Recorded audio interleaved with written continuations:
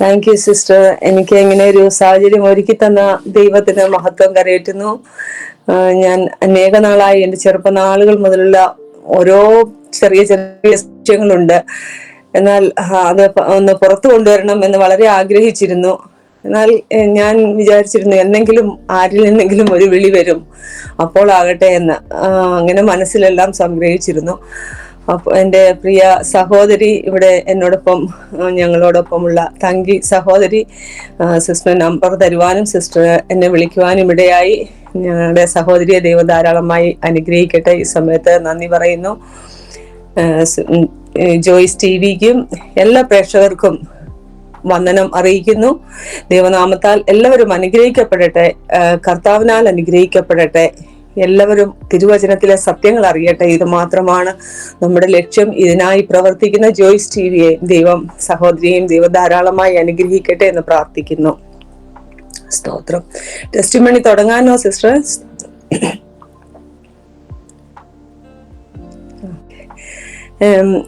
ഞാന് എൻ്റെ ചെറുപ്പകാലം മുതലുള്ള അനുഭവങ്ങൾ ഞാൻ ചുരുക്കി പറയുവാൻ ആഗ്രഹിക്കുന്നു.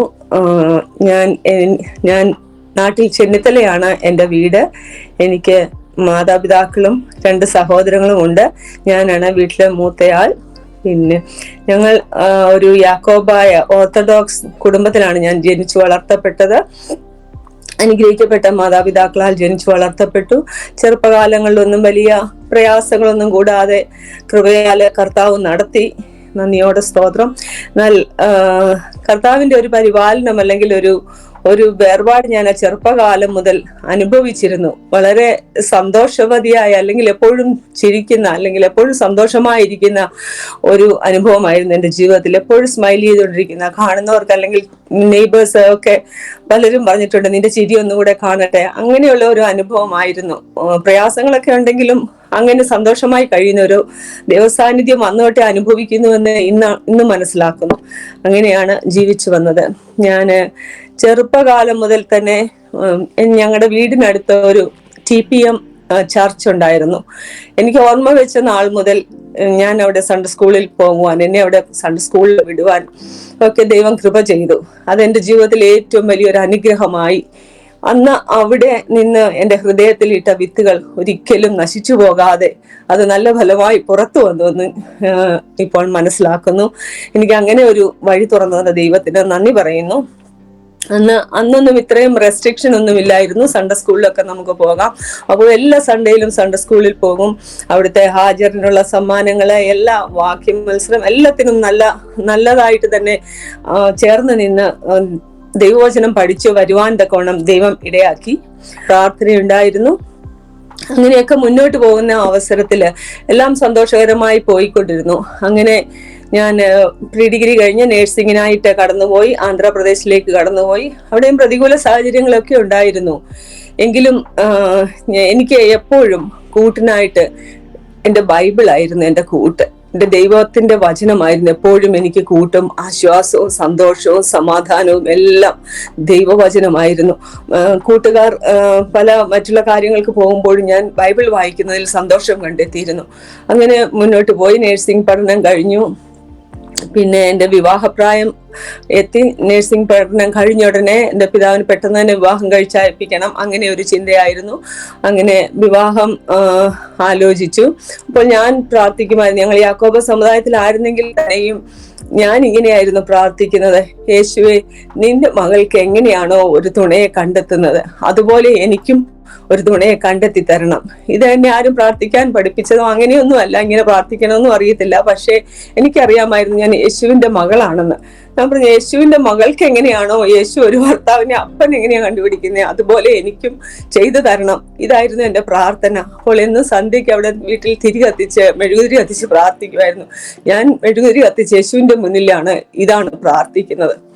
അങ്ങനെ ദൈവം അനുഗ്രഹിക്കപ്പെട്ട ഒരു കുടുംബത്തിൽ നിന്ന്, അതായത് സ്നേഹസമ്പന്നരായ ഒരു കുടുംബത്തിൽ നിന്ന് ദൈവം ഒരു തുണയെ തരുവാൻ ദൈവം ഇടയാക്കി. നന്ദിയോടെ സ്തോത്രം. അതും കഴിഞ്ഞ് പിന്നെ വിവാഹമൊക്കെ കഴിഞ്ഞ് ഞാൻ ഇൻഡോറിലേക്ക് കടന്നുപോയി. ഇൻഡോറിൽ ചോയ്ത്രാം ഹോസ്പിറ്റലിൽ കുറച്ചുനാൾ ജോലി ചെയ്തു. അങ്ങനെ ഇരിക്കുമ്പോൾ ഞങ്ങൾക്ക് ജീവിതം തുടങ്ങിയല്ലേ ഉള്ളൂ. ഒത്തിരി പ്രയാസങ്ങളൊക്കെ ഉണ്ട്. എങ്കിലും ഇങ്ങനെ ജോലി ചെയ്ത് ജീവിച്ചു പോകാം, അങ്ങനെയുള്ള ഒരു രീതിയിലായിരുന്നു. പിന്നെ അപ്പോൾ യാക്കോബായ സമുദായത്തിലേക്ക് മാറിപ്പോകുവാനും അതിലേക്ക് കടന്നു പോകുവാനും ഒക്കെ ഇടയായി. അങ്ങനെ ആ ഒരു അന്തരീക്ഷത്തിൽ കഴിഞ്ഞുകൊണ്ടിരുന്നപ്പോഴാണ് ദൈവം അവിടെ നിന്നും അതായത് ആ സ്ഥലത്ത് നിന്നും ദൈവം എന്നെ ഒന്ന് മാറ്റുവാനിടയായി. ഞങ്ങൾക്ക് വിദേശത്ത് പോകണം അങ്ങനെയൊന്നുമുള്ള ചിന്തകളില്ലായിരുന്നു. അതിന് തക്കവണ്ണമുള്ള കഴിവുകളും ഒന്നും എനിക്കുമില്ലായിരുന്നു. ഞാൻ എപ്പോഴും വിചാരിക്കുന്നു ഒരു കാര്യമുണ്ട്, കുരികിലിന് ഒരു വീടും ഈവൽപക്ഷിക്ക് കുഞ്ഞുങ്ങൾ, ഇതെല്ലാം കർത്താവിന്റെ യാഗപീഠത്തിലുണ്ട്. ഒരു ചെറിയ കുരികിലായ അല്ലെങ്കിൽ ഒരു എളിയവളായ എനിക്കും ആ യാഗപീഠത്തിൽ ഒരു സങ്കേതം തന്നു കർത്താവ്. നന്ദിയോടെ സ്തോത്രം. അങ്ങനെ ഞാൻ അവിടെ നിന്നും എൻ്റെ ഒരു കൂട്ടുകാരി വഴി മസ്കറ്റിലേക്ക് എൻ്റെ കൂട്ടുകാർ പോകാൻ വേണ്ടി ആപ്ലിക്കേഷനൊക്കെ കൊടുത്തതാണ്. അപ്പൊ എന്നോട് പറഞ്ഞു നീയും കൊടുക്കെന്ന് പറഞ്ഞു. അങ്ങനെ ഞാൻ കൊടുത്തു. എന്നാൽ എൻ്റെ ആ കൂട്ടുകാർക്ക് ലഭിക്കാനിടയായില്ല. എനിക്ക് ആ മസ്കറ്റിലേക്ക് പോകുവാൻ ഒരു വഴി തുറന്നു. ദൈവം തുറന്ന ഒരു വഴിയാണെന്ന് അപ്പോൾ മനസ്സിലാകുവാനിടയായി. അപ്പോൾ 97 അങ്ങനെ മസ്കറ്റിലേക്ക് പോകുവാനിടയായി. ഇത് ഒന്നും ആദ്യമായിട്ട് പ്ലെയിനിൽ കയറുന്നു അല്ലെങ്കിൽ യാതൊന്നും അറിയില്ല. എങ്കിലും ആദ്യം മുതലേ എപ്പോഴും ഈ കൂട്ടുകാരി മുതലും ഓരോ ചെന്നെത്തുന്ന സ്ഥലത്തും എനിക്ക് സഹായത്തിന് ഒരാളുണ്ടായിരിക്കും. ആരെങ്കിലും അറിയാത്തവർ എന്നെ സഹായിക്കും. ഞാൻ അവിടെയൊക്കെ ദൈവത്തിന്റെ കരമാണ് കാണുന്നത്. ദൈവമാണ് എന്നെ സഹായിച്ചത് എന്ന് എനിക്കറിയാം. ആദ്യമായിട്ടൊരു റൂമിൽ ചെന്ന് തന്നെ കഴിയുമ്പോൾ ആ രാത്രിയിൽ ഒരാള് ആ വീടിന്റെ വാതിക്കൽ, ആ റൂമിന്റെ വാതിക്കൽ വെള്ള വസ്ത്രം ധരിച്ച ഒരാൾ ഇരിക്കുന്നത് കാണുകയാണ്. അപ്പൊ സമുദ്രത്തിന്റെ ഒരു കടലിന്റെ അടുത്താണ് ഈ റൂം. അപ്പോ അവിടെ ഞാൻ ഓർക്കുകയാണ്, അവിടെയും ദൈവത്തിന്റെ ദൂതൻ എന്നെ നടത്തി. സമുദ്രത്തിന്റെ അറ്റത്ത് ചെന്ന് പാർത്താലും അവിടെയും എന്റെ കരം നിന്നോടുകൂടെ ഇരിക്കും. അപ്പോൾ ആ ഒരു ദൈവത്തിന്റെ ദൂതനായിട്ടാണ്. അല്ലല്ല, ആരുമല്ലായിരുന്നു. എൻ്റെ ഒരു ഗ്രാൻഡ് മദറിന്റെ രൂപം പോലെയാണ് എനിക്ക് തോന്നിയത്. പക്ഷെ പിന്നീട് എനിക്ക് മനസ്സിലായി അതൊരു ദൈവദൂതൻ മുറിയുടെ വാതിൽക്ക് വന്നിരിക്കുകയാണ്. ഞാൻ ഒറ്റയ്ക്കേ ഉള്ളൂ, എന്നെ കൈവിടാത്തവൻ, ഞാൻ ഒറ്റയ്ക്കേ ഉള്ളൂ. ഹാഗാർ പറയുന്ന പോലെ എന്നെ അവിടെ കണ്ടവൻ ഇവിടെയും കണ്ടുവോ, അങ്ങനെ ഒരു വചനമുണ്ടല്ലോ എന്ന് പറഞ്ഞ പോലെ എന്നെ ഇന്ത്യയിൽ നടത്തിയ ദൈവം ഈ മരുഭൂമിയിലും എന്നോട് കൂടെയുണ്ട്. ആ വാതിൽക്കൽ ഇരിക്കുന്നത് കാണുവാനിടയായി. പിന്നെ എല്ലാ സാഹചര്യങ്ങളിലും ദൈവം എനിക്കായി വഴിയും വാതിലും തുറന്നു തന്നു. അങ്ങനെ സൂർ എന്ന പട്ടണത്തിലേക്കാണ് ഞാൻ പോയത്. അവിടെ നിന്നും പിന്നെ വില്ലേജിലേക്ക് പോകുവാനിടയായി. വില്ലേജില് ഒരു ഹെൽത്ത് സെന്റർ ആയിരുന്നു. അവിടെ ഞങ്ങൾ 2 നേഴ്സുമാർ മാത്രമേ ഉണ്ടായിരുന്നുള്ളൂ. എന്നാൽ ഇവിടെയൊക്കെ ദൈവത്തിന്റെ വചനം ഞാൻ അധികമായി അങ്ങ് വായിക്കാൻ തുടങ്ങി. അതായത് ഒരു വചനം ഹോശേയയിലാണല്ലോ, ഹോശേയയുടെ 2-ാം അധ്യായത്തിൽ പറയുന്നുണ്ടല്ലോ, മരുഭൂമിയിൽ കൊണ്ടുപോയി ഞാൻ അവളോട് ഹൃദ്യമായി സംസാരിച്ചു, അവളെ വശീകരിച്ചു. അതായത് ഞാൻ അവളെ വശീകരിച്ച് മരുഭൂമിയിൽ കൊണ്ടുചെന്ന് ഹൃദ്യമായി സംസാരിക്കും. ആ ഒരു വചനമുണ്ടല്ലോ, അത് യഥാർത്ഥത്തിൽ ജീവിതത്തിൽ അനുഭവമാകുകയായിരുന്നു. ആ ഒരു 7 വർഷം കർത്താവിന്റെ വചനത്തിൽ കൂടെ കർത്താവ് തിരിച്ചും മറിച്ചും എനിക്ക് ദൈവവചനം തന്നെയാണ്. അവിടെ ചർച്ചുകളോ മറ്റു കാര്യങ്ങളോ ഒന്നുമില്ല. ഒരു വില്ലേജാണ്, വാഹന സൗകര്യങ്ങളൊന്നുമില്ല.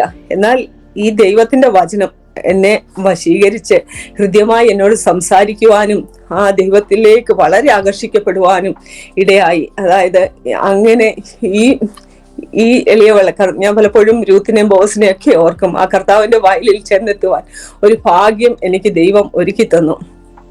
അപ്പോ ജോലിയിലൊക്കെ പല പ്രയാസങ്ങളും ഒക്കെ ഉണ്ട്. അതിലൊക്കെ ദൈവം അത്ഭുതകരമായിട്ട് എന്നെ നടത്തുന്നതൊക്കെ എനിക്ക് കാണുവാൻ കഴിയും. ദിവസവും ഞാൻ വൈകിട്ട് 1 മണിക്കൂർ ദൈവസന്നിധിയിൽ ഇരുന്ന് പ്രാർത്ഥിക്കുമായിരുന്നു. ആ സമയത്ത് വലിയ ദൈവസാന്നിധ്യം ഞാൻ അനുഭവിക്കുമായിരുന്നു. അത് അന്നൊന്നും അറിയത്തില്ല ദൈവസാന്നിധ്യം.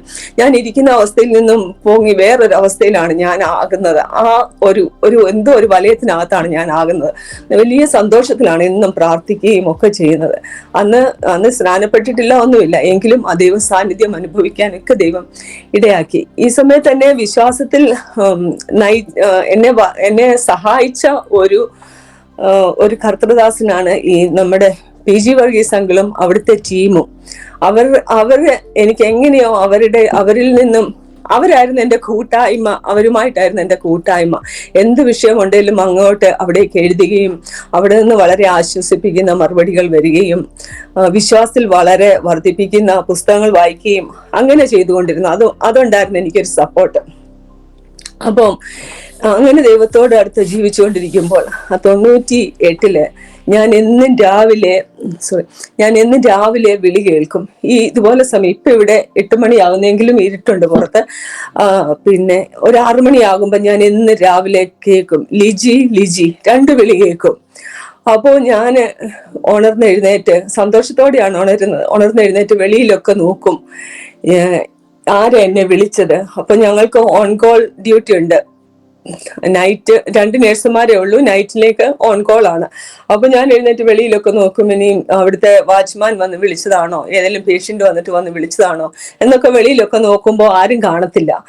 അപ്പൊ 1 വർഷത്തോളം ഈ വിളി തുടർന്നുകൊണ്ടിരുന്നു. എന്റെ കാന്തൻ എന്നെ വിളിച്ചുകൊണ്ടിരുന്നു. അപ്പൊ ഞാൻ എഴുന്നേറ്റിട്ട് പറയും, എനിക്ക് രാവിലെ ഒന്ന് കിടന്ന് ഉറങ്ങാനും ഒക്കത്തില്ലല്ലോ എന്നൊക്കെ ഞാൻ കർത്താവിനോട് വളരെ സന്തോഷമായി സംസാരിച്ചിട്ട് പ്രാർത്ഥിച്ചിട്ട് അങ്ങനെ ദിവസം ആരംഭിക്കും. എന്റെ കാതില് ആ വിളി ഞാൻ കേൾക്കുമായിരുന്നു. ഞാൻ ഇന്നും കൊതിക്കുന്നു പിന്നെയും ഒന്ന് കേൾക്കാൻ. എങ്കിലും എനിക്ക് ആ ഇമ്പസ്വരം എന്റെ കാതിൽ നിന്നും ഞാൻ മറന്നു പോയിട്ടില്ല. ദൈവം അങ്ങനെ, നമ്മൾ ചോദിക്കും ദൈവം വിളിക്കുമോ, സംശയമുള്ളവരൊക്കെ പലരും ഉണ്ട്. പക്ഷേ നമുക്ക് ഇമ്പമായി നമുക്ക് കേൾക്കാം കർത്താവിന്റെ ശബ്ദം. അങ്ങനെ ഞാൻ ആ വിളി കേൾക്കുവാൻ 1 വർഷത്തോളം കേട്ടു. അങ്ങനെ ഇരുന്നപ്പോഴാണ് എനിക്കറിയാം സ്നാനം വളരെ സത്യമാണെന്നുള്ള കാര്യം എനിക്കറിയാം, അത് ചെയ്യണമെന്നും എനിക്കറിയാം.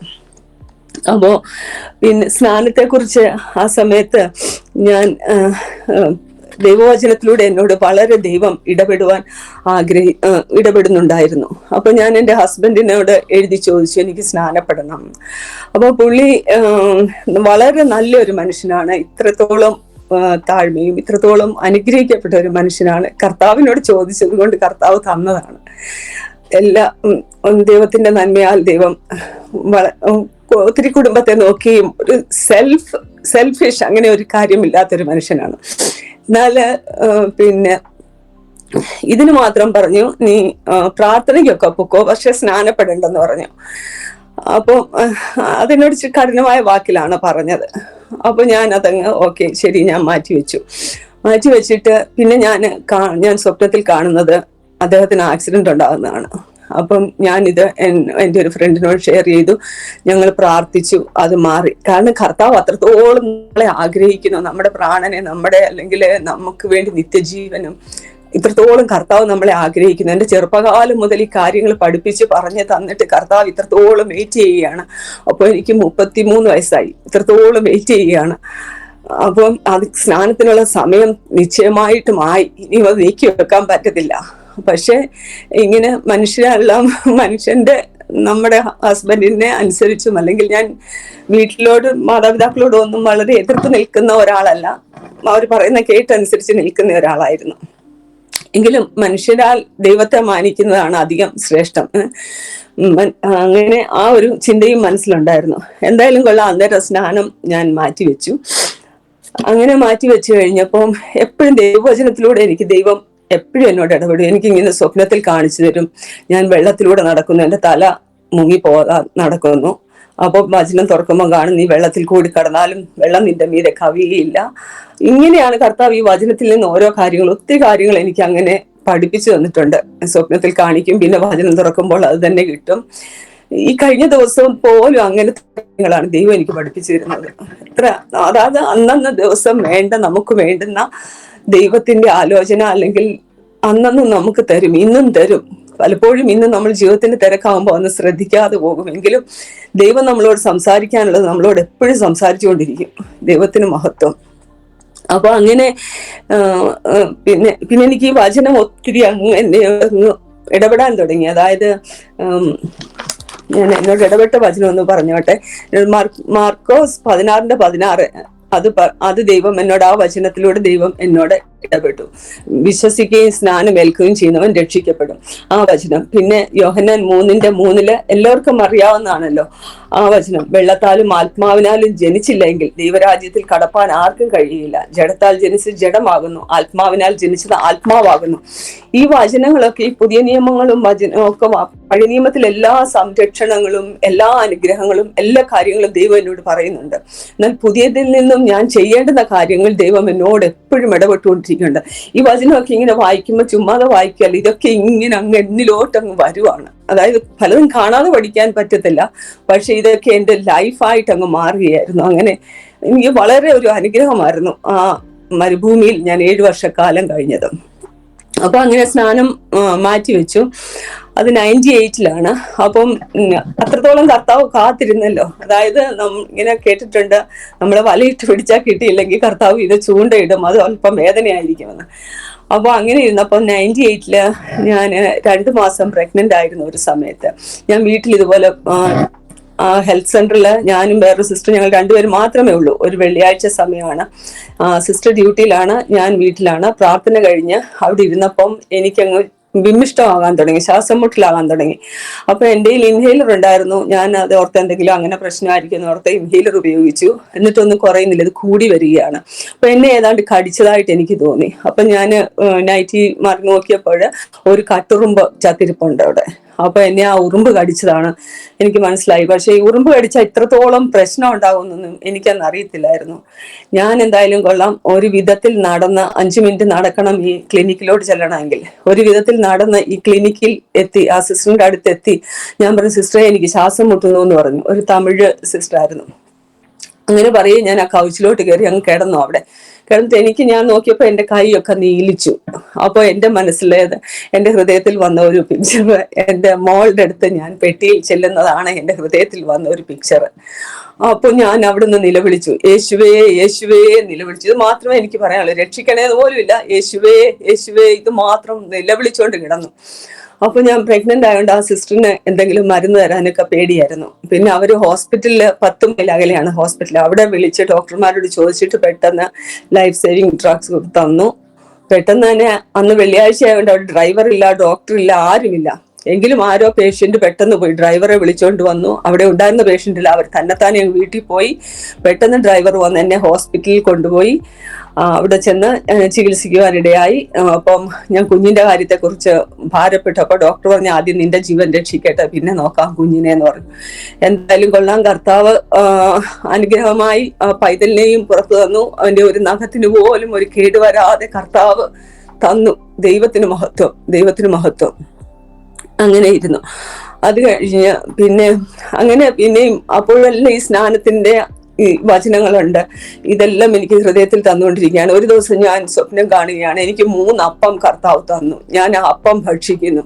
ആ അപ്പത്തിന്റെ രുചി എന്ന് പറഞ്ഞാൽ നമ്മുടെ തെങ്ങിന്റെ പൊങ്ങിനകത്തിലെ കിളിച്ചതിനകത്തിലെ രുചി ഉണ്ടല്ലോ, അത് ഭയങ്കര ടേസ്റ്റ് ആയിരുന്നു ആ അപ്പത്തിന്. ഇന്നും ഞാൻ ആ ടേസ്റ്റ് ഓർക്കും. എനിക്ക് 3 അപ്പം തന്നു. ഒരെണ്ണം ഞാൻ കഴിച്ചു, ഒരെണ്ണം അവന്റെ കൂടെ ഉണ്ടായിരുന്ന ഒരു ഫ്രണ്ടിന് കൊടുത്തു. അങ്ങനെ അത് കഴിഞ്ഞപ്പോൾ ഞാൻ ഈ സഹോദരിയോട് പറഞ്ഞു, അത് കഴിഞ്ഞപ്പോൾ ഞാൻ ഇങ്ങനെ പ്രാർത്ഥിച്ചുകൊണ്ടിരുന്നു, എനിക്ക് സ്നാനം എടുക്കണം. അപ്പം അതിനുള്ള ഒരു ചർച്ചോ ഒരു വഴിയോ, അതെ സ്വപ്നത്തിൽ എങ്കിലും, അതായത് ഞങ്ങളുടെ മുന്നിൽ ഒരു ചെടി ഉണ്ടായിരുന്നു അന്ന്. ആ ചെടിയിൽ നിന്നും ഞാൻ 3 അപ്പം എനിക്ക് ലഭിച്ചു. അതായത് നമ്മുടെ ചെറിയ ദോശയുടെ വലിപ്പത്തില് ബണ്ണ് പോലെ ഇരിക്കും, വളരെ സോഫ്റ്റ്, നല്ല വെള്ള, നല്ല അതിന്റെ ടേസ്റ്റ് ഇന്നും എനിക്ക് ഓർമ്മയുണ്ട്. അതുപോലെ ഞാൻ ആ അപ്പം ഭക്ഷിക്കാനിടയായി. അതെന്റെ കൂടെ ഉണ്ടായിരുന്ന ആൾക്കും കൊടുക്കുവാനിടയായി. അതൊക്കെ വളരെ, എനിക്കറിയത്തില്ല, ഭയങ്കര മനോഹരവും സന്തോഷവുമാണ് ഈ അവസ്ഥകളൊക്കെ. ദൈവത്തിന് മഹത്വം. എന്നാൽ ചെറിയ ചെറിയ നമ്മുടെ ഫാമിലിയിലെ കാര്യങ്ങളും പ്രശ്നങ്ങളും ഇതെല്ലാം ഉണ്ട്, വലിയ ഇതില്ലെങ്കിൽ കാരണം ഞങ്ങൾ എല്ലാവരും പലയിടത്തായിരുന്നു അന്ന് താമസിക്കുന്നത്. അങ്ങനെ ആയിരുന്നു. അപ്പോൾ അങ്ങനെ അപ്പം തന്നു. അത് ഭക്ഷിച്ചു കഴിഞ്ഞപ്പോൾ പിന്നെയും എനിക്ക് സ്നാനപ്പെടണം എന്നുള്ള ആഗ്രഹം വളരെ കൂടി. അപ്പൊ ഞാൻ കർത്താവിനോട് പ്രാർത്ഥിച്ചുകൊണ്ടിരുന്നു. കാരണം അവിടെയുള്ള ചർച്ചുകൾ എനിക്ക് പരിചയമില്ല, ഇതൊരു വില്ലേജിലാണ്, ഒന്നും അറിയത്തില്ല. അപ്പോ കർത്താവിനോട് പ്രാർത്ഥിച്ചുകൊണ്ടിരുന്നപ്പോൾ ദൈവം, അന്ന് വരെ 2 നേഴ്സുമാരായിരുന്നു ഇവിടെ ഉണ്ടായിരുന്നു ക്ലിനിക്കില്. അന്ന് തൊട്ട് ദൈവം നിയമം അവിടുത്തെ മാറ്റി 3 നേഴ്സുമാരെ ആക്കാനുള്ള ഒരു നിയമം വന്നു ഈ ഹെൽത്ത് സെന്ററിലൊക്കെ. എന്തുകൊണ്ടാ അങ്ങനെ ചെയ്തെന്നറിയത്തില്ല. എത്ര വർഷങ്ങളായിട്ട് 2 പേരേ ഉള്ളൂ. അന്നേരം ഈ 3 പേരെ ആക്കി. ഈ ദൈവത്തിന്റെ ഒരു അത്ഭുതം കേൾക്കണോ, ഈ 3ാമത്തെ ആള് വന്നത് ഒരു വിശ്വാസിയായ ഒരു കൊച്ചായിരുന്നു. ആ ദൈവം അയച്ചു വന്ന ഒരു വിശ്വാസി കൊച്ച. ആ കൊച്ചു വന്നതേ എനിക്ക് ഭയങ്കര സന്തോഷമായി. എനിക്ക് നമ്മുടെ വിശ്വാസികളെ, സഹോദരങ്ങളെ കാണുന്നത് ഭയങ്കര സന്തോഷമാണ്, അന്നും ഇന്നും അങ്ങനെ. അപ്പോൾ ആ കൊച്ചു വന്നപ്പോൾ എനിക്ക് ഭയങ്കര സന്തോഷമായി. അത് വന്നതേ ഞാൻ പറഞ്ഞു, സിനി എനിക്ക് സ്നാനപ്പെടണം, എനിക്ക് അതിനു വേണ്ടി നീ ഒന്ന് ഹെൽപ്പ് ചെയ്യണമെന്ന് പറഞ്ഞു. അപ്പൊ ആ കൊച്ചു തന്നെ അതിശയിച്ചു പോയി. വേറെ വിശ്വാസത്തിലുള്ള ഒരാള് വന്ന ഉടനെ സ്നാനപ്പെടണമെന്ന് പറഞ്ഞാൽ അതിന് ഏതാണ്ട് ലോട്ടറി അടിച്ച പോലെയായി. നമുക്കറിയാലോ നമ്മുടെ സന്തോഷം. അപ്പൊ ആ ആ മകള് എനിക്ക് വേണ്ടി ഒരു ചർച്ചുമായിട്ട് കോണ്ടാക്ട് ചെയ്തു. അൽക്കാമിൽ എന്ന് പറഞ്ഞ സ്ഥലത്ത് പാസ്റ്റർ ഷാജി സൂസൻ അവരുമായിട്ട് കോണ്ടാക്ട് ചെയ്തു തന്നു. അവര് അനുഗ്രഹിക്കപ്പെട്ട ദേവദാസനും ദാസിയുമാണ്. അവരുടെ ടെസ്റ്റിമണി ഞാൻ കേൾക്കുവാനിടയായി മറ്റു ചാനലിലൂടെ. വളരെ നല്ല ഒരു കർത്തൃദാസനും ദാസിയുമാണ്. അവര് കോണ്ടാക്ട് ചെയ്തു, അവരെന്നെ വന്ന് കണ്ടു. പിന്നെ ഞാൻ അവിടെ ഒരു 3 ദിവസം ഉപവാസ പ്രാർത്ഥന നടക്കുകയായിരുന്നു. അപ്പോൾ അവർക്കും പെട്ടെന്ന് ഒരാൾ ഇങ്ങനെ പറയുമ്പം എല്ലാവർക്കും ഒരു അറിഞ്ഞിട്ടാണോ ഇത് യഥാർത്ഥത്തിൽ ഉള്ളതാണോ എന്നൊക്കെ എല്ലാവർക്കും ഒരു സംശയം വരുമല്ലോ. അപ്പം വചനം പഠിച്ചിട്ടാകാം അങ്ങനെ പറഞ്ഞു എന്നോട്. അപ്പോൾ ഒരു 3 ദിവസം ഉപവാസ പ്രാർത്ഥന നടക്കുന്ന സമയത്ത് നടക്കുന്നുണ്ടായിരുന്നു. അതിനു മുമ്പ് ഒരു സംഭവം കൂടെ നടന്നു. ഇത് 98-ലാണ് എന്നെ ആദ്യത്തെ ഉറുമ്പ് കടിച്ചത്.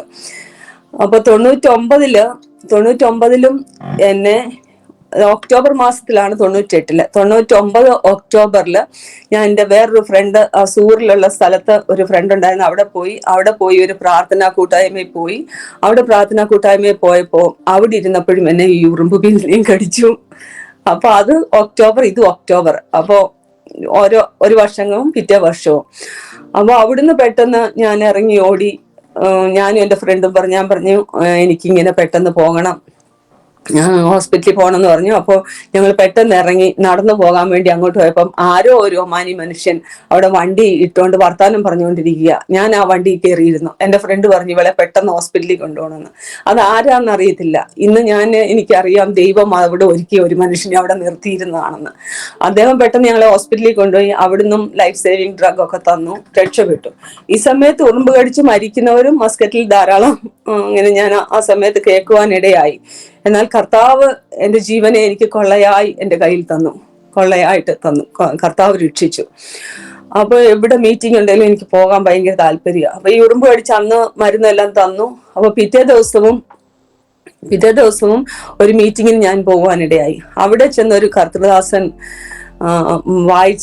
പറഞ്ഞ വചനം എഫേഷ്യൻസ് 2:8 കൃപയാലല്ലോ നിങ്ങൾ വിശ്വാസം മൂലം രക്ഷിക്കപ്പെട്ടിരിക്കുന്നത്, അതിനും നിങ്ങൾ കാരണമല്ല, ദൈവത്തിന്റെ ദാനം അത്രേ. ഈ വചനമാണ് അദ്ദേഹം അന്ന് അവിടെ പറഞ്ഞത്.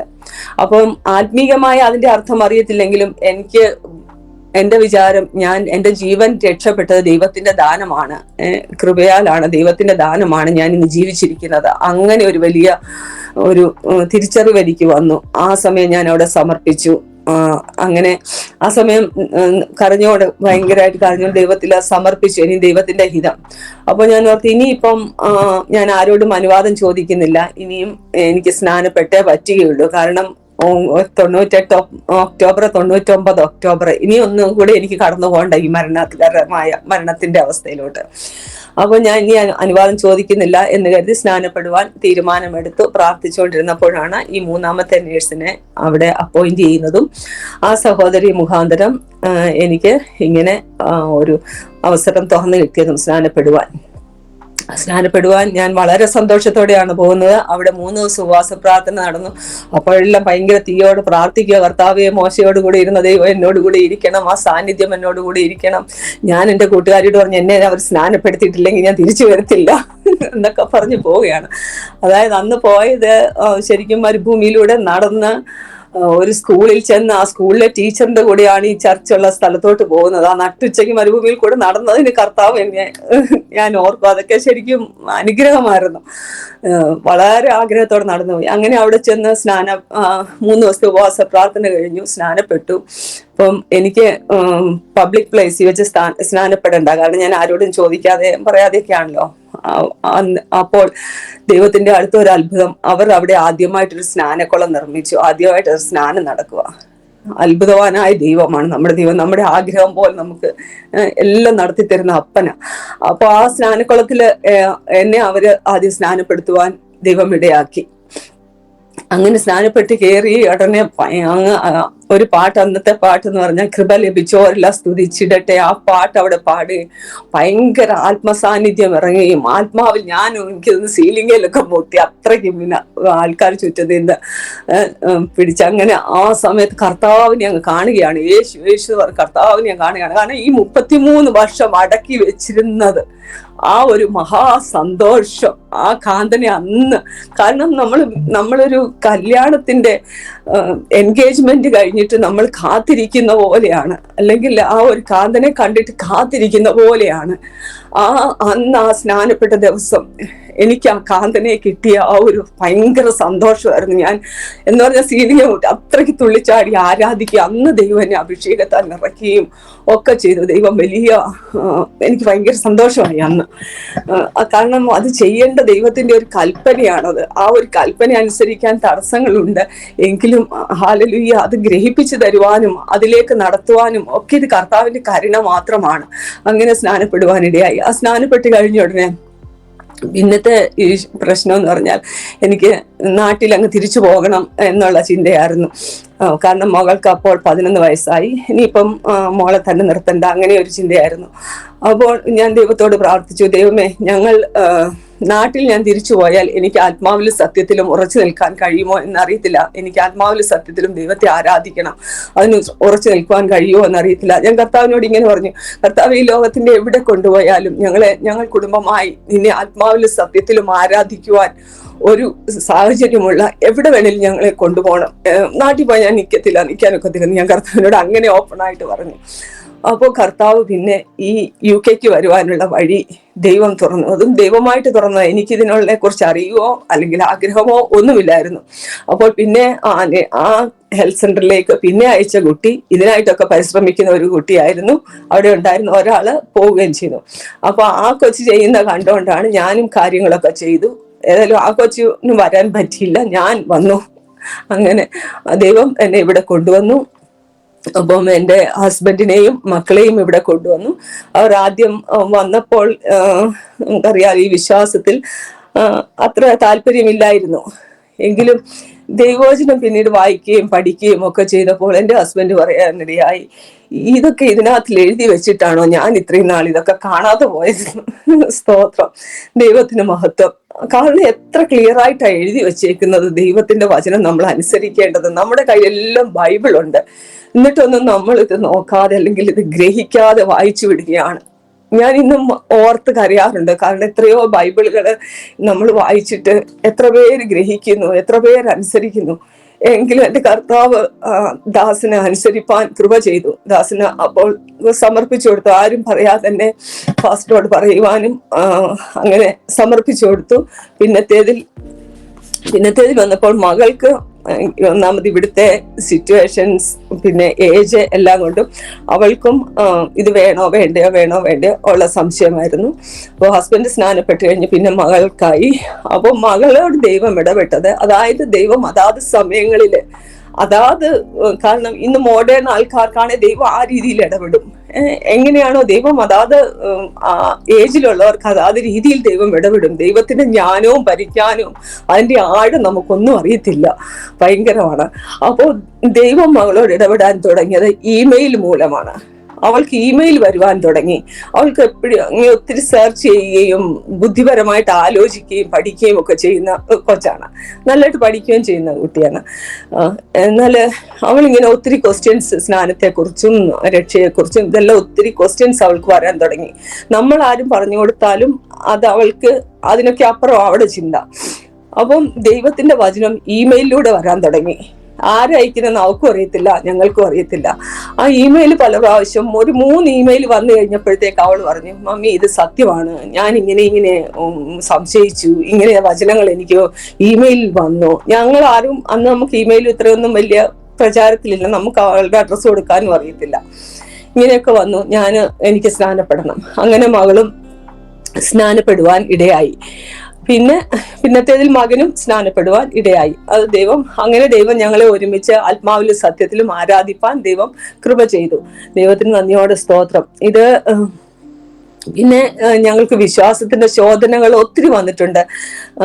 ഈ ശോധന ഇല്ല എന്ന് പറയാൻ പറ്റില്ല, പ്രയാസങ്ങളില്ല എന്ന് പറയാൻ പറ്റില്ല, ഇതെല്ലാം ഉണ്ട്. എന്നെങ്കിലും വിശ്വാസത്തിന്റെ പരിശോധന നമ്മുടെ സ്ഥിരത ഉളവാക്കുന്നു. ഞങ്ങൾ വിശ്വാസത്തിൽ നിന്ന് വിട്ടുപോകാൻ വരെയും അത്രയ്ക്ക് കഠിന ശോധന ഞങ്ങളുടെ ജീവിതത്തിൽ കടന്നു വന്നു.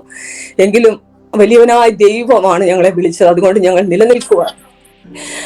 വളരെ ശോധനയിലൂടെ കടന്നുപോയി. അതായത് പൗലോസ് പറയുന്ന പോലെ എന്ന് എനിക്ക് വേണമെങ്കിൽ പറയാം. കള്ളന്മാരാലുള്ള ആപത്ത്, സ്വന്തം സഹോദരന്മാരാ എന്ന് പറഞ്ഞാൽ നമ്മളുടെ വിശ്വാസ സമൂഹത്താലുള്ള പ്രയാസങ്ങള് അല്ലെ, ഇതൊക്കെ. കാരണം ഇതൊക്കെ നമ്മളെ വളർത്തുവാൻ, ഇത് ആരുടെയും ദോഷം കൊണ്ടൊന്നും വരുന്നതല്ല. ഇതൊക്കെ നമ്മളെ ഉറപ്പിക്കുവാനും വളർത്തുവാനും വേണ്ടിയിട്ടുള്ള കാര്യങ്ങളാണ്. അങ്ങനെ ദൈവം ഞങ്ങളെ ഒത്തിരി ഉറപ്പിച്ചു, വളർത്തി. ഇതിൽ തന്നെ ഉറച്ചു നിൽക്കുവാൻ ദൈവം കൃപ ചെയ്തു. ഈ വിശ്വാസത്തിന്റെ ശോധനയിലൂടെ പോയിട്ടും ദൈവം ഞങ്ങളെ ദൈവത്തെ മുറുകെ പിടിക്കുവാനും ഉറച്ചു നിൽപ്പാനും എല്ലാം ദൈവം കൃപ ചെയ്തു. അത് മാത്രം, അത്രയും മാത്രം ഞാൻ അതിനെക്കുറിച്ച് പറയുന്നുള്ളൂ സിസ്റ്റർ. ഞങ്ങൾക്ക് വളരെ ശോധനകൾ വന്നു എന്ന്. ഇവിടെ പിന്നെ അങ്ങനെ സ്നാനപ്പെട്ടു. ഇവിടെ ഞങ്ങള് ഒരു പിന്നെ സഹോദരങ്ങള് ഒരു പുതിയ സഭ തുടങ്ങുവാനും അതിനോട് ചേർന്ന് വളരെ ആത്മാർത്ഥതയോടെ പ്രവർത്തിപ്പാനും ഒക്കെ ദൈവം കൃപ ചെയ്തു. എന്ന് പറഞ്ഞാൽ ശരിക്കും നല്ല ആത്മാർത്ഥതയോടെ തന്നെ നിൽക്കുവാനും ഹൃദയ പരമാർത്ഥതയോടെ നിൽക്കാൻ എനിക്ക് പ്രാഗൽഭ്യത്തോടെ പറയാൻ കഴിയും. ഞങ്ങൾ ഹൃദയ പരമാർത്ഥതയോടെ തന്നെ ഒത്തിരി പ്രവർത്തിക്കുകയും കാര്യങ്ങൾ ചെയ്യുകയും ഒക്കെ ചെയ്യുവാൻ ദൈവം കൃപ ചെയ്തു. അന്ന് വിശ്വാസത്തിലോട്ട് വന്നതോട് നമുക്കൊന്നും അറിയത്തില്ല, എങ്കിലും ആ കർത്താവിനോടുള്ള സ്നേഹം മുഖാന്തരം ദൈവം പ്രവർത്തിക്കുവാൻ ഇടയാക്കി. അങ്ങനെ ദൈവം മുന്നോട്ട് കൊണ്ടുവന്നു. ഇന്നും ദൈവം പലരുടെയും മധ്യത്തിൽ അങ്ങനെ ഉപയോഗിക്കുന്നുണ്ട്. നമുക്ക് അതായത് വിശക്കുന്നവന് ആഹാരവും ദാഹിക്കുന്നവന് വെള്ളവും അതൊക്കെയാണ് നമ്മൾ കർത്താവിന് ചെയ്യുന്നത്. അതായത് പ്രയാസപ്പെടുന്ന കുടുംബത്തിലോട് ദൈവം കടത്തിവിടാൻ ഇന്നും പ്രവർത്തിച്ചുകൊണ്ടിരിക്കുന്ന ചില കുടുംബങ്ങളുണ്ട് സിസ്റ്ററെ. ആത്മഹത്യയുടെ വാക്കിൽ എത്തി നിൽക്കുന്ന ചില കുടുംബങ്ങളിൽ ദൈവം പ്രവർത്തിക്കുവാനിടയായി. ചിലരെ നമ്മുടെ ഭവനത്തിൽ കൊണ്ടുവന്ന് സംരക്ഷിക്കുവാനിടയായി. ഇതൊക്കെ കർത്തൃദാസന്മാരെ ശുശ്രൂഷിക്കാൻ, വലിയ ശുശ്രൂഷകളിലേക്ക് പോകാനല്ല, ഇങ്ങനെയെല്ലാം കർത്താവിന് വേണ്ടി അനേക കാര്യങ്ങൾ ചെയ്യുവാൻ ദൈവം ഇടയാക്കി. ഇന്നും അങ്ങനെ തന്നെ ദൈവം ചെയ്തുകൊണ്ടിരിക്കുന്നു. അതായത് ഞാൻ ഇപ്പോൾ പലപ്പോഴും ഓർക്കും, ഈ ക്രിസ്ത്യാനി എന്ന് പറയുന്നത് എല്ലാവരുടെയും കയ്യിൽ ദൈവവചനമുണ്ട്. എന്നാൽ ഇതില്ലാത്ത ഒത്തിരി പേരുണ്ട്, ഇതറിയാത്ത ഒത്തിരി പേരുണ്ട്. അങ്ങനെയുള്ള അവരുടെ അടുത്ത് ഇത് പറയുവാൻ, ഈ ദൈവത്തിന്റെ സ്നേഹം അവരെ തിരിച്ചറിയിച്ചു കൊടുക്കുവാനൊക്കെ വളരെ ആഗ്രഹമാണ്. അങ്ങനെ ദൈവം ഇന്ന് ഉപയോഗിക്കുന്നു. ഈ ദിവസങ്ങൾ, ഈ പറയുന്ന സമയങ്ങളിലും ദൈവം ചിലരുടെ ജീവിതങ്ങളിൽ ഉപയോഗിച്ചുകൊണ്ടിരിക്കുകയാണ്. അവരുടെ ജീവിതങ്ങളിൽ അതായത് തകർന്നു, അല്ലെങ്കിൽ പ്രത്യേകിച്ച് ഈ കൺട്രിയിലൊക്കെ വന്നിട്ട് നിയമങ്ങൾ അറിയാതെ പല തെറ്റുകളും അബദ്ധങ്ങളും ഒക്കെ ചെയ്തിട്ട് കുടുംബം തന്നെ അങ്ങോട്ടും ഇങ്ങോട്ടും ശിഥിലമായി പോകുന്ന അവസ്ഥയാണ്. എന്ത് ചെയ്യണമെന്ന് അറിയാത്ത അവസ്ഥയാണ്. മരിക്കണം, അല്ലെങ്കിൽ ഒത്തിരി പ്രയാസങ്ങളിലൂടെ കടന്നു പോകുന്ന അവസ്ഥയാണ്. അങ്ങനെയുള്ള കുടുംബങ്ങളിൽ ദൈവം പണിയുവാനും അവർ ഒന്നിക്കുന്നതും ആ ദൈവ ഏറ്റവും മനോഹരം എന്ന് പറഞ്ഞാല്, നമ്മൾ കൂടുതൽ ഞാനങ്ങ് സുവിശേഷം പറയുകയല്ല, ഈ ദൈവസ്നേഹം അങ്ങോട്ട് കൊടുക്കുമ്പോൾ അവർ തന്നെ ആ ദൈവസ്നേഹം അനുഭവിക്കുന്നത് അറിയുവാൻ, കാണുവാൻ ഇടയായി. അവർ തന്നെ കഴിഞ്ഞ ദിവസം ഒരാൾ പറയുണ്ടായി, ഞാൻ ചോദിച്ചു എന്താ ഇത്രയും ഉറപ്പായിട്ട് നിൽക്കുന്നത്. യേശുപ്പന്റെ സ്നേഹം ഓർക്കുമ്പോൾ എനിക്ക് വേറൊന്നും വേണ്ട. ആ സ്നേഹം ഒന്ന് അനുഭവിക്കുവാൻ, അത് മറ്റുള്ളവരൊന്ന് അനുഭവിക്കട്ടെ, ഒന്ന് രുചിക്കട്ടെ, ഒന്ന് അറിയട്ടെ, ഇത് മാത്രമാണ് ഞങ്ങളുടെ ആഗ്രഹം. ഒന്ന് അനുഭവിക്കട്ടെ. പിന്നെ അവരുടെ ഇഷ്ടമാണ്, നിൽക്കുകയോ വേണ്ടയോ. കാരണം ഇത് അറിയണം, ഇത് രുചിക്കണം. ഒരു കാര്യം മധുരമുണ്ടോ അല്ലെങ്കിൽ കയ്പാണോ നമ്മൾ രുചിക്കാതെ എങ്ങനെ അറിയും? ആ സ്നേഹം മറ്റുള്ളവരിലേക്ക് എത്തിക്കുവാൻ ദൈവം ഇന്നും കൃപ ചെയ്യുന്നു. അങ്ങനെ ഞാൻ പറഞ്ഞല്ലോ, അത്രയും. പിന്നെ അതായത് നമ്മളുടെ കാരണം ഞാൻ ഇതിനിടയ്ക്ക് പറയാൻ വിട്ടുപോയി, ഈ UK വരുന്നതിന് മുൻപ് ദൈവം വ്യക്തമായി തന്റെ വചനത്തിലൂടെ എന്നോട് എപ്പോഴും ഇടപെട്ടു. ഞാൻ ചെല്ലേണ്ടുന്ന ദേശത്തിന്റെ ചെന്നെത്തിക്കേണ്ടതിന് ചൊവ്വയുള്ള പാതയിൽ നടത്തുന്നു. ഒരു രാത്രി ഞാൻ സ്വപ്നം കാണുവാനിടയായി. ആവർത്തന പുസ്തകം 8-ാം അധ്യായം ഞാൻ വായിക്കാൻ 2 പ്രാവശ്യം ഞാൻ സ്വപ്നം കണ്ടു. അതായത് അവിടെ പറയുന്നുണ്ട്, എല്ലാം എനിക്ക് വേണ്ടുന്ന, എന്നെ UK വിടുന്നതിന് മുൻപ് എനിക്ക് വേണ്ടുന്ന സകല ഉപദേശവും ആ ആവർത്തന പുസ്തകം 8-ൽ നിന്ന് അപ്പൻ മകൾക്ക് പറഞ്ഞു കൊടുക്കുന്ന പോലെ പിതാവ് എനിക്ക് പഠിപ്പിച്ചു തന്നു. അവിടെ ഒത്തിരി കാര്യങ്ങൾ പറയുന്നുണ്ട്. അത് വായിച്ചു നോക്കുമ്പോൾ അറിയാം. പ്രത്യേകമായിട്ട് പറയുന്നുണ്ട്, നീ അവിടെ പോയി നിനക്ക് ആടുമാടുകളും പൊന്നും വെള്ളിയും ഒക്കെ വർദ്ധിക്കുമ്പോഴും ഇത് നിന്റെ കൈയുടെ മിടുക്കുകൊണ്ട് ഉണ്ടാക്കിയെന്ന് നീ ഹൃദയത്തിൽ പറയാതിരിപ്പാൻ നീ സൂക്ഷിച്ചു കൊള്ളണം. പിന്നെ നിന്നെ കൊണ്ടുപോകുന്ന ദേശം എന്ന് പറഞ്ഞാൽ തേളും അഗ്നിസർപ്പവും അന്ന് ഓർത്ത് നോക്കണം, ഉറുമ്പും അവിടെയുള്ള പാമ്പിനും എല്ലാം ഭയങ്കര വിഷമാണ്. ഈ ഈ ഇതൊക്കെ ഉള്ള മരുഭൂമിയിൽ നിന്ന് നിന്നെ പുറപ്പെടുവിച്ചുകൊണ്ട് സമൃദ്ധിയായുള്ള ഒരു ദേശത്തേക്കാണ് ഞാൻ നിന്നെ കൊണ്ടുപോകുന്നത്. അവിടെ ചെന്ന് നിനക്ക് ഇതൊക്കെ വർദ്ധിക്കുമ്പോൾ നീ പറയരുത്, ഞാൻ ഇതെല്ലായിടത്തും പറയും, കാരണം ദൈവം പറഞ്ഞത് ഇത് മറന്നു പോകരുത്, ഹൃദയത്തിൽ ധ്യാനിക്കണമെന്ന് ഞാനത് എപ്പോഴും പറയും.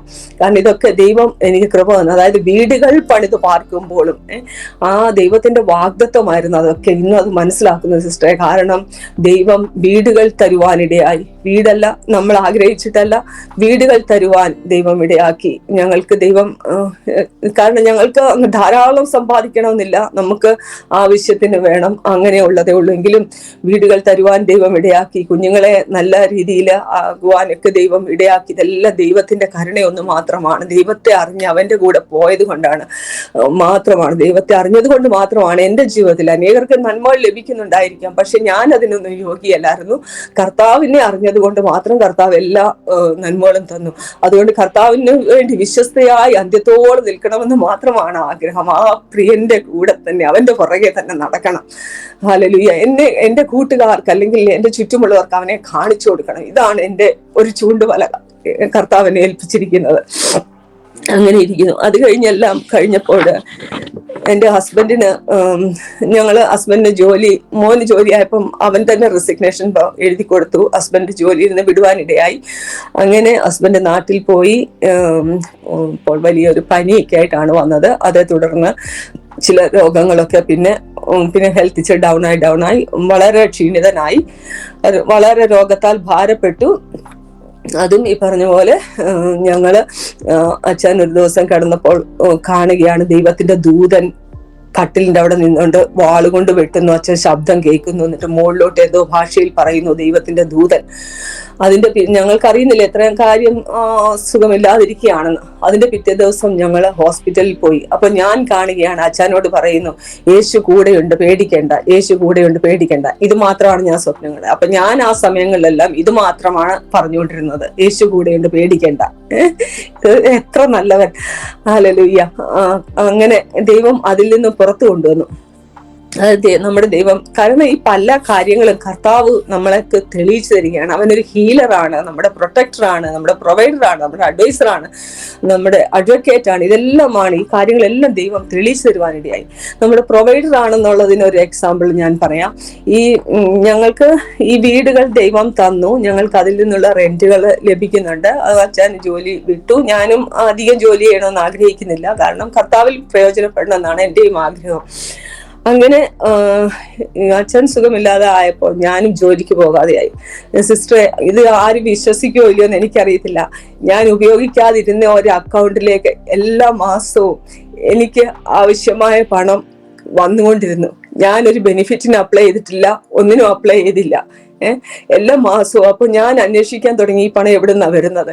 ഞാൻ ഇവിടെയുള്ള കൗൺസിലും ഇവിടുത്തെ റവന്യൂയിലും ഒക്കെ ചോദിച്ചിട്ട് അവർക്കൊന്നും അറിയത്തില്ല. അപ്പം ഇങ്ങനെ വരാൻ തുടങ്ങി. അപ്പൊ ഞാൻ ഒരു ആളോട് പറഞ്ഞു, ദൈവം നിനക്ക് തരുന്നതാണ്, നീ അങ്ങനെ വിശ്വസിച്ചെടുക്കാൻ പറഞ്ഞു. ഞാനത് എടുത്തു. പിന്നെ അച്ഛന് സുഖമായില്ല. വീട്ടിൽ വന്ന് ഞാൻ ജോലിക്ക് പോകാൻ തുടങ്ങിയപ്പോൾ ഞാൻ പിന്നെയും ഇത് അന്വേഷിക്കാൻ തുടങ്ങി. കാരണം നമുക്ക് അർഹതപ്പെടാത്തത് നമുക്ക് വേണ്ട. അപ്പോൾ പിന്നെ അന്വേഷിക്കാൻ തുടങ്ങി. അന്വേഷിച്ച് എങ്ങനെയോ അതങ്ങ് നിന്നു. അപ്പൊ ഞാൻ ഓർക്കും, ഈ ഏലിയാവിന്റെ ദൈവം ഇന്നും ജീവിക്കുന്നു. കാക്കയെ കൊണ്ട് അപ്പം കൊടുക്കുന്ന ദൈവം ആ കാക്കയെ കൊണ്ട് അപ്പം കൊടുക്കേണ്ട സമയത്ത് കൊടുത്തു, നിർത്തേണ്ട സമയത്ത് നിർത്തി എന്ന് പറഞ്ഞ പോലെ ദൈവം പോറ്റി. ഈ ദൈവം ജീവിക്കുന്നവനല്ലയോ? ഈ ദൈവത്തെ ഹല്ലേലൂയ നമുക്ക് എങ്ങനെ അനുസരിക്കാതിരിക്കാൻ പറ്റും? ഈ ദൈവത്തെ മറന്ന് നമുക്കൊന്നും ചെയ്യുവാൻ കഴിയത്തില്ല. ഇങ്ങനെയാണ് എൻ്റെ ദൈവം എന്നെ പോറ്റുന്നത്. നമ്മുടെ ഓരോരുത്തരുടെയും ദൈവം നമ്മളെ പോറ്റുന്നത്, നമ്മുടെ ആവശ്യ സമയത്ത് നമുക്ക് സഹായകൻ. ഞാനൊരു ദിവസം തന്നെയായിരുന്നപ്പോൾ ഞാൻ പറഞ്ഞു, യേശുപ്പ ഒന്ന് വാ, എൻ്റെ അടുത്ത് വന്നിരിക്കെ. കാരണം എല്ലാവർക്കും ജീവിതത്തിലെ സങ്കടങ്ങളും പ്രയാസങ്ങളും ഒക്കെ ഉണ്ടാകും. എൻ്റെ ഇത് ഞാൻ ആരോടും പറയത്തില്ല, ഞാൻ കർത്താവിനോട് മാത്രം പറയും. എൻ്റെ സങ്കടം എനിക്ക് പറയുന്നത് ഷെയർ ചെയ്യുന്ന ഇഷ്ടമില്ല. ഞാൻ ഈ സമയത്ത് ആരോടും ഒന്നും പറയത്തില്ല. അപ്പൊ ഞാൻ പറഞ്ഞു, യേശുപ്പ എൻ്റെ കൂടെ വന്നിരിക്കെ. ഉടനെ ബൈബിളിലെ വചനം എന്താണെന്നറിയാം തുറന്നുണ്ട് കിട്ടുന്നത്, ഇതാ മനുഷ്യന്റെ കൂടെ ദൈവത്തിന്റെ കൂടാരം. അത് കണ്ട് ഞാൻ തന്നെ ചിരിച്ചു. ഞാൻ ഇനി എനിക്ക് എന്താ വേണ്ടത്? എനിക്കൊന്നും വേണ്ട, ആരെയും വേണ്ട, കർത്താവിനെ മതി. ഇങ്ങനെയാണ് ദൈവം നടത്തുന്നത്. ഈ ദൈവത്തെ അറിയുവാൻ ഭാഗ്യം ലഭിച്ച ഓരോ ജനങ്ങളും എത്ര ഭാഗ്യ പദവിയുള്ളവരാണ്. നമ്മൾ ഈ ലോകത്തിൽ സർവ്വത് നേടിയിട്ട് നമ്മുടെ ആത്മാവിനെ നഷ്ടമാക്കിയാൽ ഒരു പ്രയോജനവും ഇല്ലെന്നാണ് കർത്താവിന്റെ വചനം പറയുന്നത്. ഇതൊക്കെ ഞങ്ങൾക്ക് അനുഭവത്തിൽ അനേക കാര്യങ്ങൾ ഗ്രഹിപ്പാനിടയാക്കി. ഇതൊന്നും നമ്മളോടൊന്ന് ഒരാൾ അഡ്വൈസ് ചെയ്ത് തന്നാൽ നമ്മൾക്ക് അത്രയും നമ്മൾ ചിലപ്പോൾ സ്വീകരിച്ചെന്നിരിക്കത്തില്ല. എത്ര പ്രസംഗം കേട്ടാലും നമ്മൾ സ്വീകരിച്ചെന്നിരിക്കത്തില്ല. എന്നാൽ ഓരോ അനുഭവത്തിലൂടെ കടന്നു പോകുമ്പോൾ നിശ്ചയമായും അതൊക്കെയും നമ്മൾ സ്വീകരിക്കും. നമ്മൾ ആ യാഥാർത്ഥ്യം, ആ ലൈഫിന്റെ യഥാർത്ഥ മീനിങ് കണ്ടെത്തുവാൻ, ആ ലൈഫിന്റെ യാഥാർത്ഥ്യം നമ്മൾ മനസ്സിലാക്കുവാനും നമുക്ക് സാധിക്കും. ഈ ദൈവം എന്നുവന്നേക്കും നമ്മുടെ ദൈവം. അവൻ ജീവപര്യന്തം നമ്മെ വഴി നടത്തും. ഇത്രയും ഒക്കെയാണ് എൻ്റെ ടെസ്റ്റിമണി. ഇവിടെ കർത്താവ് ഈ ദേശത്ത് ഉപയോഗിച്ചുകൊണ്ടിരിക്കുന്നു. ഞങ്ങൾ ട്രാക്ട് മിനിസ്ട്രി, ട്രാക്ട് കൊടുക്കുവാനൊക്കെ പോകാറുണ്ട്. പിന്നെ ഇപ്പോൾ സഭയോട് ചേർന്ന് പ്രവർത്തിച്ചുകൊണ്ടിരിക്കുന്നു. അനുഗ്രഹിക്കപ്പെട്ട ഒരു സഭയും കർത്തൃദാസനും ഒക്കെ ഉണ്ട്. പിന്നെ ഞങ്ങൾക്ക് വടക്കേ ഇന്ത്യയിലോ എവിടെയെങ്കിലും ദൈവവേല ചെയ്യണമെന്ന് വളരെ ആഗ്രഹമായിരുന്നു.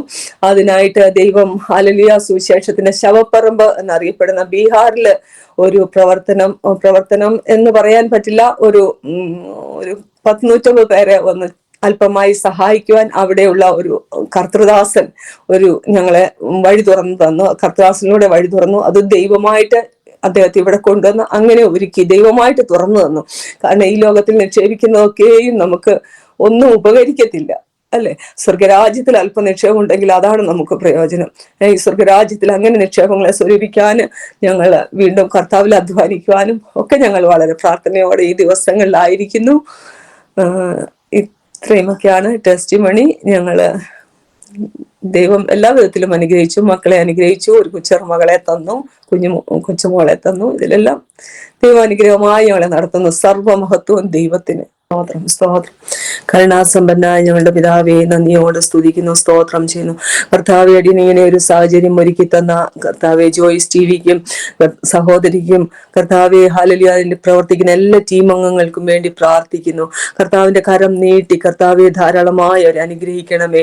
അനുഗ്രഹിക്കപ്പെട്ട അനേക ടെസ്റ്റിമണി ഇതുകൂടെ പുറത്തു വരുവാൻ തക്കോണം ദൈവം ഇടയാക്കണമേ എന്ന് പ്രാർത്ഥിക്കുന്നു. കർത്താവെ, എല്ലാത്തിന്റെയും ലക്ഷ്യം കർത്താവെ ഹല്ലേലൂയ അങ്ങ് കർത്താവെ ഉയർത്തപ്പെടണം, അങ്ങയുടെ നാമം ഉയർത്തപ്പെടണം, അങ്ങ് വീണ്ടും വരുമെന്നും അങ്ങ് വേഗം വരുന്നുവെന്നും സകലരും അറിയുവാൻ കർത്താവെ ഹല്ലേലൂയ ഈ ചാനൽ മുഖാന്തരം ദൈവം ഇടയാക്കണമെന്ന് പ്രാർത്ഥിക്കുന്നു. കർത്താവെ സ്തോത്രം. ഇത് കേൾക്കുന്ന എല്ലാ സഹോദരങ്ങൾക്കും ഒരു അനുഗ്രഹമായി തീരണം കർത്താവെ. അങ്ങേ കർത്താവെ ഹല്ലേലൂയ വെറും കേൾവി കൊണ്ട് അറിഞ്ഞതല്ലപ്പാ ദൈവമേ സ്തുതിക്കുന്നു, വെറും കഥകൾ കൊണ്ട് അറിഞ്ഞിട്ടല്ലപ്പാ, അങ്ങേ രുചിച്ചറിഞ്ഞ് കർത്താവെ ആ സ്നേഹത്തിൽ നിൽക്കുവാൻ അനേകരെ ഇടയാക്കണമേ എന്ന് വീണ്ടും അടിയൻ പ്രാർത്ഥിക്കുന്നു. കർത്താവെ സ്തോത്രം. അനേകർക്ക് ഒരു അനുഗ്രഹമായി തീരണമെന്ന് പ്രാർത്ഥിക്കുന്നു. കർത്താവെ അപ്പ ദൈവത്തെ അറിയാത്തവർ ദൈവത്തെ അറിയുവാൻ, അന്വേഷിപ്പാൻ, കണ്ടെത്തുവാൻ ഒക്കെ ഇടയാക്കണമെന്ന് പ്രാർത്ഥിക്കുന്നു. പ്രാർത്ഥന സ്വർഗം കേട്ടതിനായി സ്തോത്രം. സകലവും അങ്ങ് മഹത്വം അങ്ങെടുക്കണം. യേശു ക്രിസ്തു നാമത്തിൽ താഴ്മയോടെ അപേക്ഷിക്കുന്നു പിതാവേ, കൃപ നൽകണം.